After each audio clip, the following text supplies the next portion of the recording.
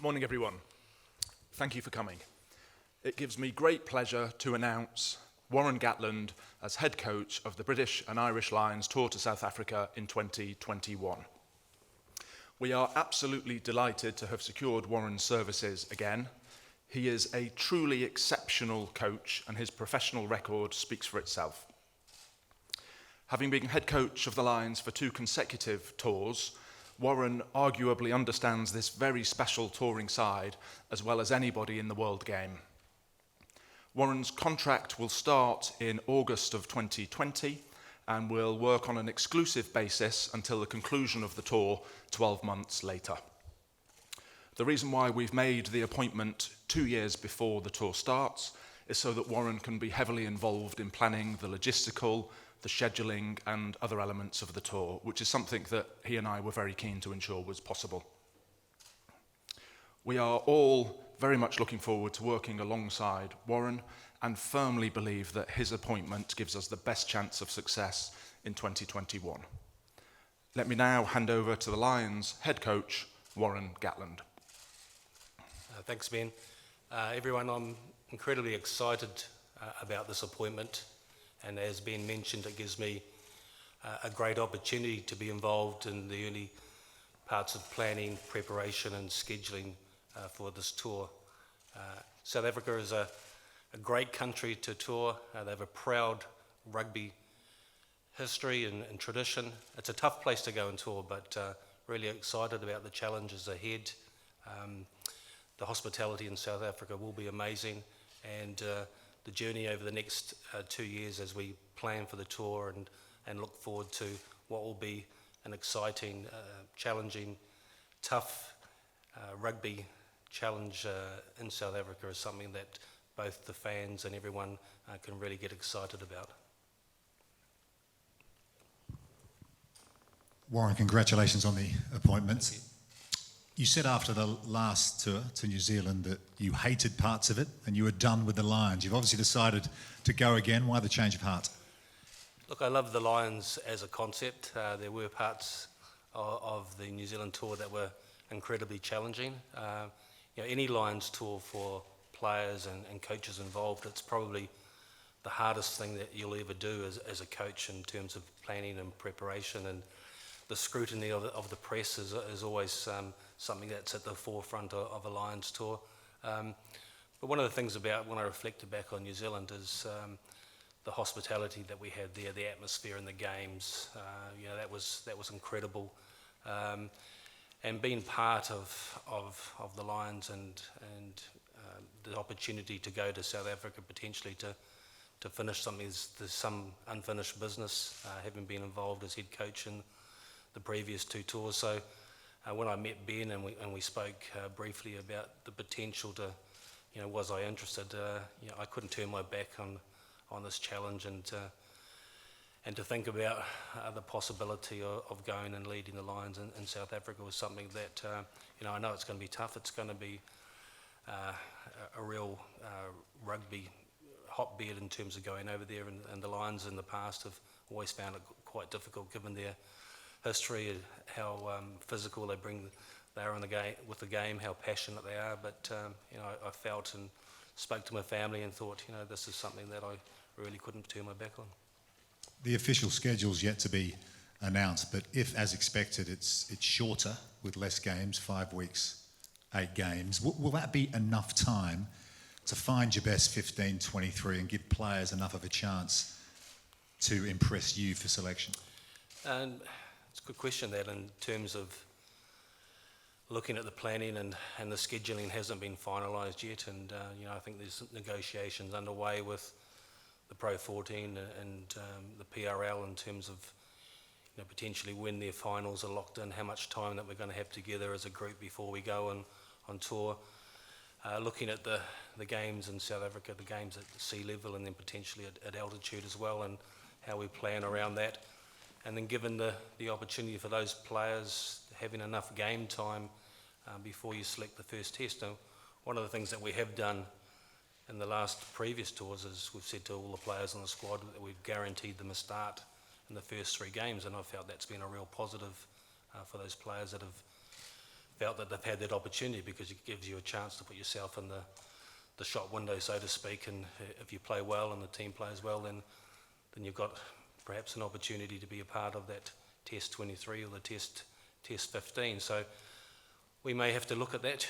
Do you go with a little bit more preconceived ideas about what your potential Test team might look like from the start, and perhaps pick accordingly? So it's a long way off, but definitely those thoughts have been going through my head already in terms of how we look at the planning and the selection of the squad, and potentially the selection of the lead-up games before the first test. What we do know at the moment is you're going to need a new captain with Sam Warburton retiring. If you were choosing your British and Irish Lions captain now, who would it be? maybe a top three contenders. I don't know. First of all, I think it's got to be someone who's got the respect potentially of everyone in the squad. I mean, ideally you want someone to be coming from a team that's been performing well and been successful. So Alan Jones probably comes to mind at the moment in terms of what he's achieved in the game. Owen Farrell, definitely been incredibly successful as well. So potentially those two players are players that you would talk about if you're picking a team right now. But 2 years away is a long time, and you never know what's going to happen in the game in terms of who comes to the forefront, who's been successful, and potentially who are your potential candidates. And just finally, Warren, the last series, of course, ended in a draw. Some people liked it, some people didn't. If we were in the same situation again, would you like to see the third test go to extra time to find a winner? I don't think at the moment that's been discussed, and that's a potential, and I don't see that as a bad thing. But the only way you could have the third test as a decider if it was 1-1. I mean, you couldn't have the first test being drawn or the second test being drawn and then go into a drawn series. So it would have to be a 1-1 scenario going into the third test, and if that was drawn, then potentially you could go into extra time. But looking back on that, we came away having toured New Zealand and getting a drawn series, and I think we can take a lot of pride in what we achieved. But something I think was pretty special with what happened after that third test is that I think we have one of the most iconic photographs of all time when you see those players of both the All Blacks and the Lions intermingled with Sam Warburton and Kieran Reid sort of holding the trophy aloft. And I think that's definitely going to be one of the iconic photos that will go down in history as part of Lions heritage. Thank you. Question for Ben. Ben, you've not done a formal recruitment process this time. Were there any other candidates you had in mind, or was it a case of just going out and getting Warren and convincing him to do it again? There was one candidate that we had in mind. It was Warren, and we made sure that we got him. And Warren, you mentioned continuity in the past as being key from Lions Tour to Lions Tour. You've got it now, obviously, with yourself doing it for third time in a row. Will that be something you'll look at when it comes to picking your squad and your assistant coaches as well? Yeah, that's been important. It's been definitely one of the things that, having been involved in 2009, and given that you have limited preparation time, limited time on tour, if there is potentially a reduction in the number of games, then definitely those people that have been part of previous tours, it does mean you don't have to reinvent the wheel, and that's not just from a coaching aspect or from players that have been on previous tours. We've had continuity with a lot of the management team as well, in terms of the background management, strength and conditioning, and the medical team as well. So that's definitely been an advantage for us, having some of that continuity of people who understand the pressures of a Lions tour, what it's like, and have also got some familiar relationships as well that can sort of fast track a lot of the difficulties that you might have potentially if you're bringing a whole new group together for the first time. Warren, because you're talking about the potentially shorter tour, if you don't give players the chance to put their hand up on the pitch, does that leave you at a slight disadvantage, and are you going to continue to lobby to have as close to what you had in New Zealand as possible? Yeah, look, it does. that's going to be hard. And from my experience, one of the biggest things to try and achieve on a Lions tour is not about what you do on the field, it's what you do off the field. You try and get some harmony within that team where everyone's pulling together to do the best that they possibly can for the whole of the squad. And so I've got to make sure that I get that right and make everyone feel a part of it. Ironically, and I've mentioned this before, as the tours get potentially shorter, I mean, what Clive Woodward did in 2005, having two teams, it's probably the easiest solution if you wanted it. But then that, does that undermine and devalue the jersey, and does that sort of split the squad apart? So we spoke about that, and it's not the pathway that we want to take. We want to try and pick a group of players that we want to keep pretty tight, and it's just how we manage them and make them feel that definitely if you do get selected, that you've got a chance to. Everyone wants to be a part of the test 23, and we've got to do our best to give everyone that opportunity. And so the challenge then for the players is not always about how they perform on the field. What sort of people are they in terms of what can they bring to the squad in terms of their personality? Are they good characters off the field? Do they add value to the squad? And so those are the sorts of things that you're looking for, in terms of the type of people that you want to bring along. And do you think this would be your last tour with the Lions?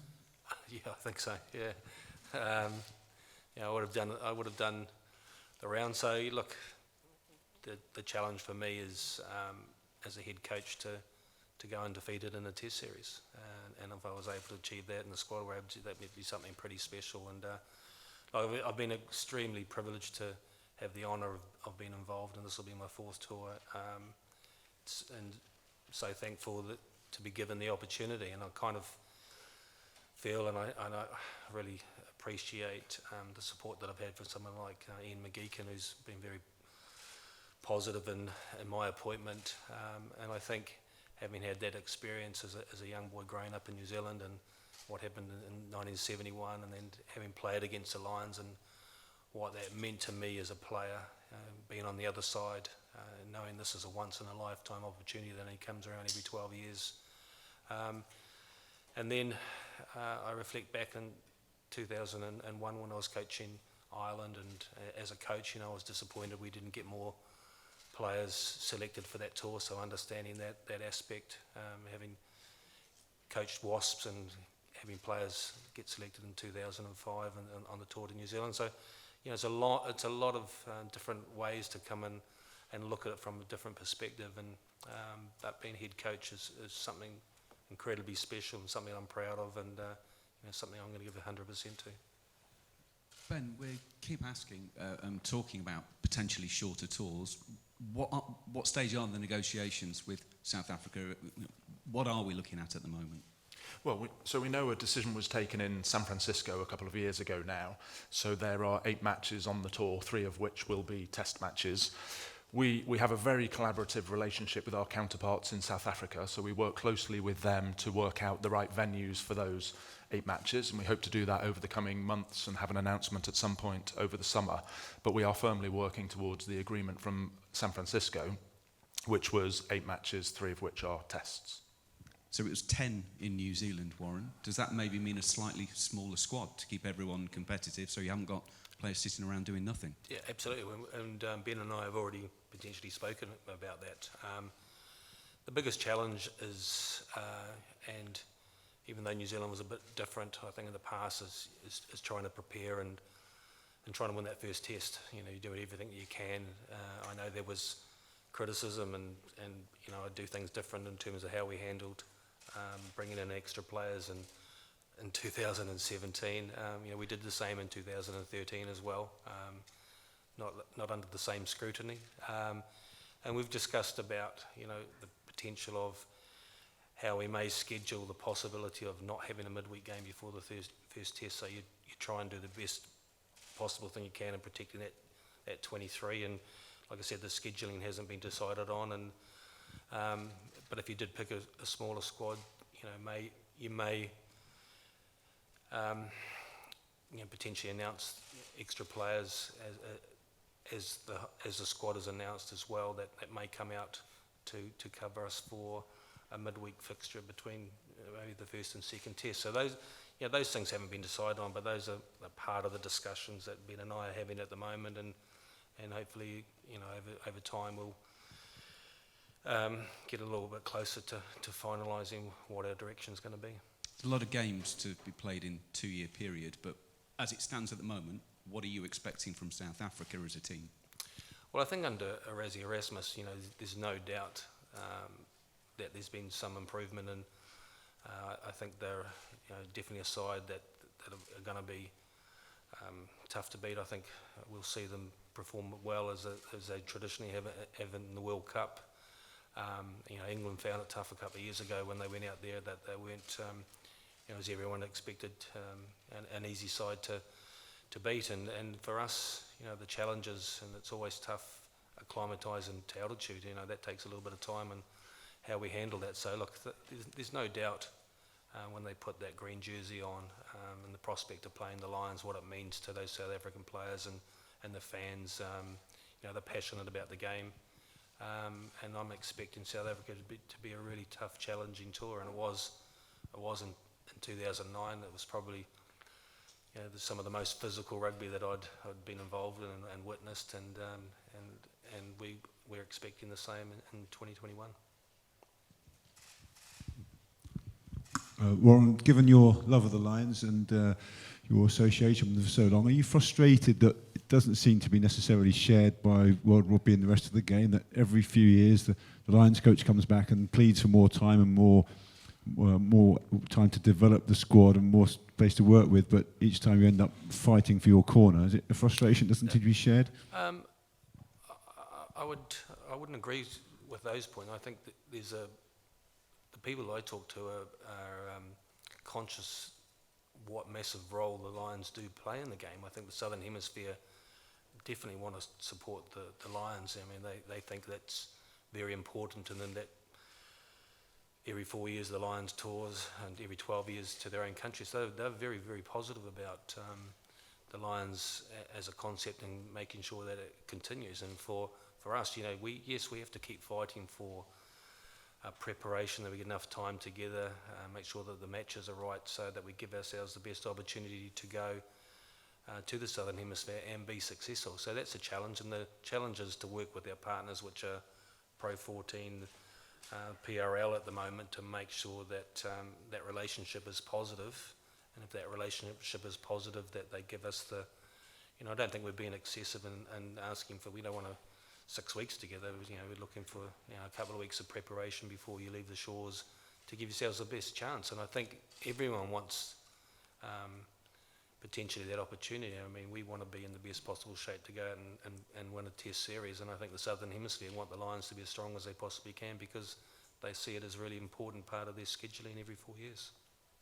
Yeah. I would add to that, if I may. So as Warren said, we do have a very good relationship with all the different stakeholders across the world game, and we make a real effort to get out there and strengthen those relationships continually. And the sense that certainly I get is that they are very supportive and want to work with us to make sure the Lions can continue to thrive and grow into the future, so that more and more people can experience the very wonderful and special thing that Lions tours are. Warren, you've obviously got a gap between the World Cup and starting your contract with the Lions. Have you decided what you'll do with your time? Not at the moment. I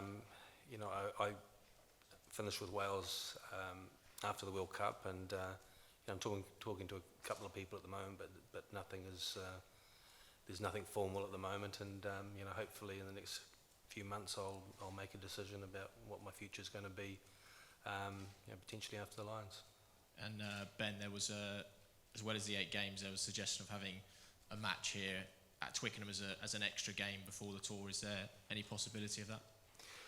So our focus now has to be on those 8 matches, and over the next couple of months we'll be working out where those matches will be, which venues they will be in, as Warren said, how we deal with things like altitude challenges and making sure we have a nice geographical spread across the country, given that this is a tour.